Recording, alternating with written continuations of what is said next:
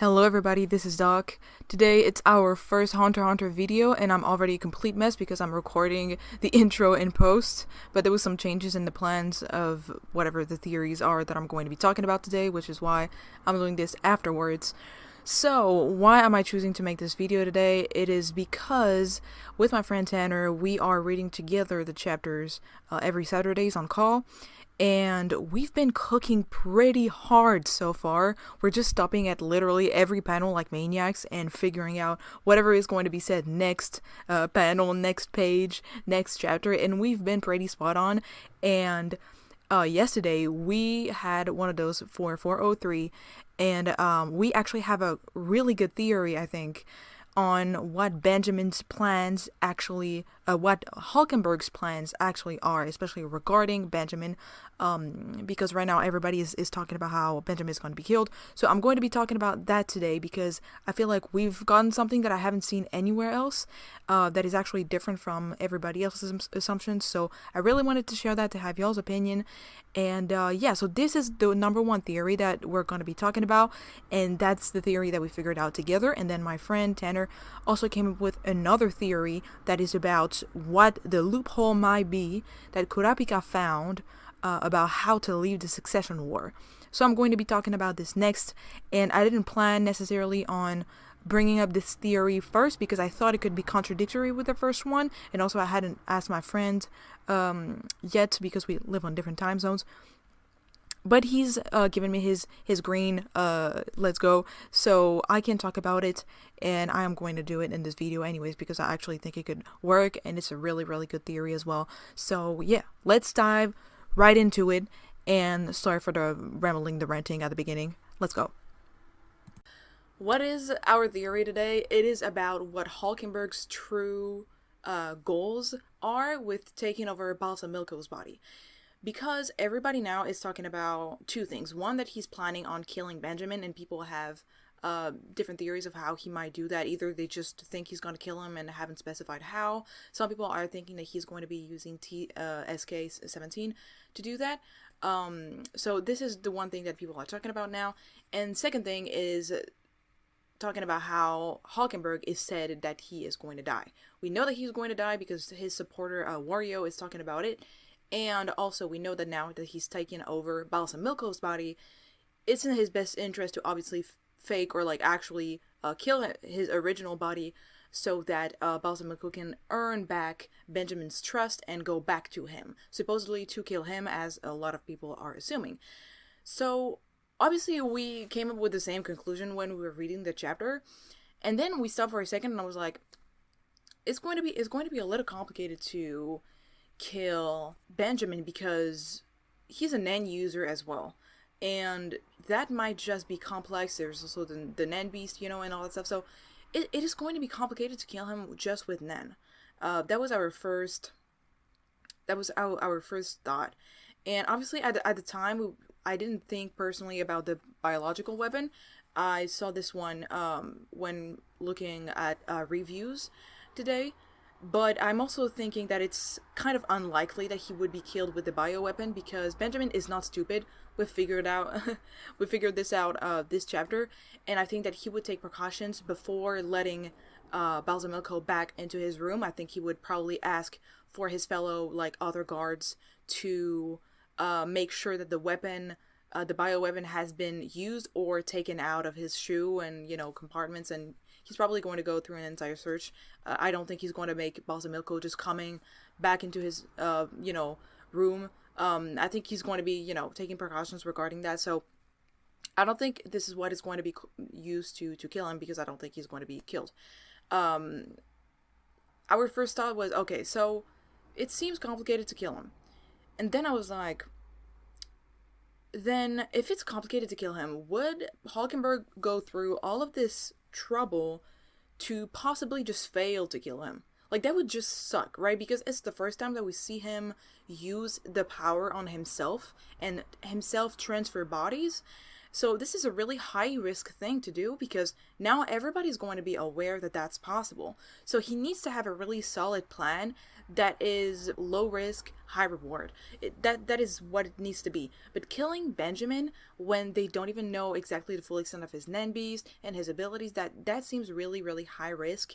And like, when you're honest, low reward as well, because once you kill Benjamin, like, sure, you've taken out like a big person out of the competition, but I feel like there is something else that could be done that could be way more influential. And we know something from the editor's note at the beginning of this chapter is that things are speeding up. And sure, if Benjamin gets killed, it does speed up things a little bit, but I think that there is something else that also could like speed up things even faster, based on the theory that we have. So what is the theory? Basically is just that Halkenburg is going to take over Benjamin's body next. We think that he can have access to his arrow ability in Balsamilco's body, because why would he not? Like, it literally would make no sense for him not to have access to his ability anymore just because he body swaps. That makes absolutely no sense. I don't know if it's possible for him to return theoretically back to his body. If this is possible theoretically, then this would be enough, like, it would be a proof in and of itself for me that he needs to have access to his ability still. Because if he didn't have access to his Hatsu or Nen, then this means that he would just not be able to go back to his body. And so that would be like a contradiction within the technique, which there is usually not in Hunter x Hunter. So Togashi is very, like, strict with those ones. So to me, he just has still access to his arrow ability. And so I think he is going to be taking Benjamin by surprise and targeting him to take over his body next. And I think that this is exactly what he talked about with Alma on the phone. So now we have the reveal that she was actually his mother, which I don't think surprised anybody, because the resemblance is just, I mean, they're the same person. So I think that this is what he told his mom, because now we know that his mom, his actual mom, has like support. Her support is, towards him. And so it would only make sense that he would need to keep her aware of the body swap thing, because like otherwise the support wouldn't be transferred, especially because she's also Benjamin's mom. So she would need to know that the support might need to be transferred to Benjamin. And so what would taking over Benjamin have as benefits? First of all, he has control of the army and his guards, and this is a huge plus for the future of the story and just for the future of Halkenburg as a character, because during the confrontation with his father, the king, Nasubi, told him, hey, if you want to like try to install a democracy, like that's fine by me, but you have to do this by our rules. You're going to have to enforce the system first to be able to pass it in. And so this is what Halkenburg has basically started doing, is playing by the king's rules and by the succession wars rules. And so I feel like enforcing it, no better way to enforce it and to do a coup d'etat or just to take over a system or whatever, than by literally just having control of the army. So I think that Benjamin is the top candidate if he wants to do that. On top of that, because he has so much power, Benjamin has so much power, if he takes control of him, now he has even more weight and arguments for people to want to make alliances with him. So this is a huge plus, because if you think about it, if he takes over Benjamin's body, there is literally nothing stopping him anymore. There's just literally nothing in his way pretty much anymore, because he has alliances with pretty much everybody. Because, okay, we know that Kaiser is working with Kurapika, right? We don't know exactly what Kaiser's deal is now, but it doesn't really matter for now. Kaiser is working with Kurapika, and Kaiser has talked to Wario, which is a colleague of his, and we know that Wario at the bureau is a supporter of Halkenburg, and they were exchanging information to each other, so it's kind of confirmation that, there is this kind of collaboration that's possible between Halkenburg and Kaiser, so this means with Kurapika as well. And Halkenburg is basically has under his wings, or at least it's how we're envisioning it for the future, all the younger princes in general. So Miriam and all that stuff. So now, if Halkenburg is doing this entire plan, we can assume that Kurapika can be. I mean, Kurapika. When I say Kurapika, it's like Wobble, basically. But Kurapika is now allied with potentially Halkenburg from this. Through Kaiser or whatever. So Halkenburg to Beppa, that, from last chapter. And we also have Zhongli on our side, and obviously the little girl for Gesu. And so basically we have pretty much most of the princes on our side for now. The only people that we don't have on our side so far are, well, Benjamin, but we can get this one figured out. As I said, if Halkenburg takes over his body. So, actually, there's Sreidnich, Lazarus, Tyson, and I'm gonna say, Camilla. So that's 4, right? And I feel like there's way to make alliances with these people. Not all of them. I feel like Sreidnich and Camilla are definitely the least likely, but Tyson, we can definitely make an alliance with her super easily, I think, to me, especially if it's under the guidance of, like, having Benjamin's protection. I feel like it's super, super possible and doable. So we're set in stone, and, like, it's just, there's just so much happening. And also, that would directly correlate to things speeding up. That would 100% go along with that claim. Because, like, if we take over Benjamin, like, it's done. Like, I'm sorry, everybody else is done. And on top of that, things speeding up is also going to be definitely related to tomorrow's meeting.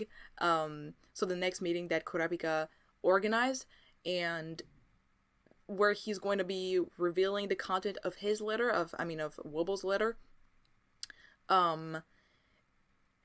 Something is going to go so bad and so south with this meeting, I'm certain. Obviously I think he's going to be revealing potentially his plan of how to stop the succession war. I think he's going to try to, he's trying to get the princes to come to the meeting with the pressure of the letter thing. And I think that he's going to be using this opportunity to share his plan of how to, end the succession war, or, he's going to be doing some trickery right there. And I think that a lot of things is going to play here, especially if Benjamin comes, and if Benjamin is actually Halkenburg at this point, because we've actually went back in time.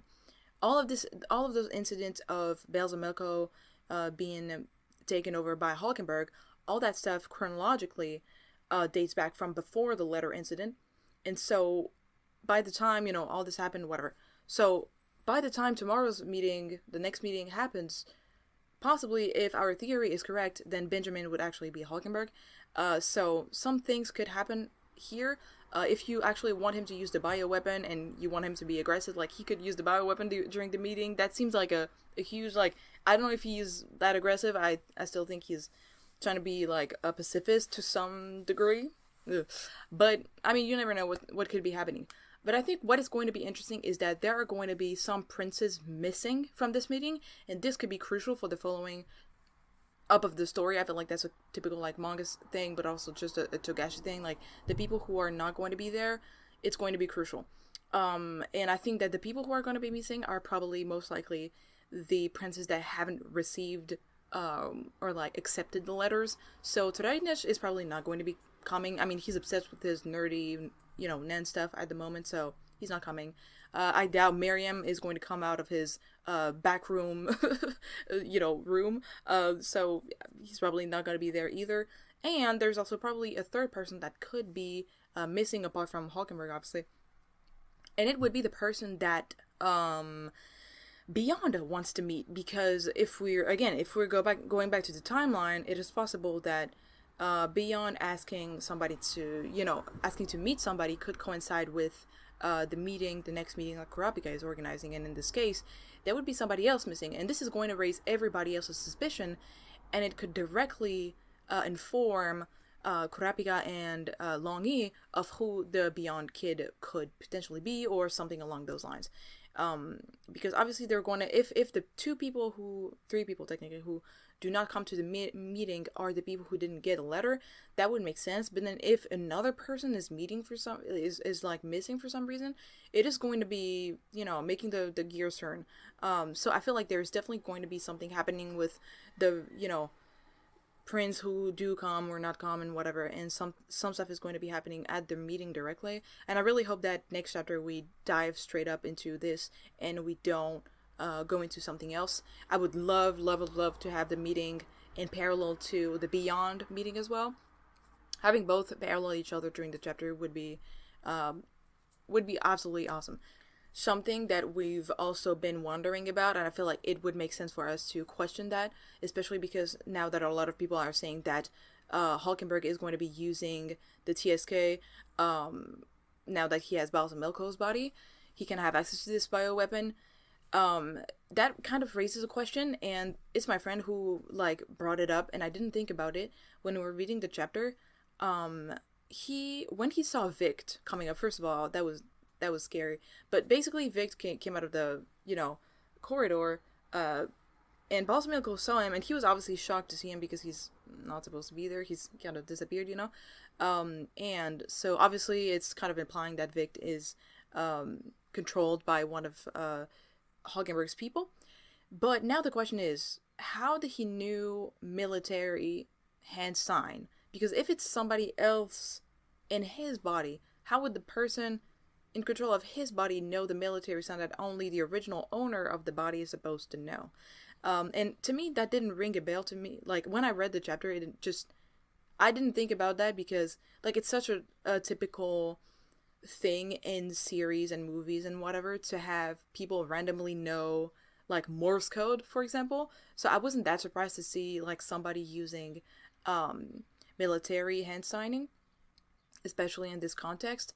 But it is true that you can ask your question. Maybe this is revealing something subtle about the extent of Halkenburg's ability. Maybe he can actually, the people who get body swapped can actually have access to the memories of the people whose, you know, body they're inhabiting, which I feel like would make sense, obviously, which could also mean that they can have access to their NAN techniques.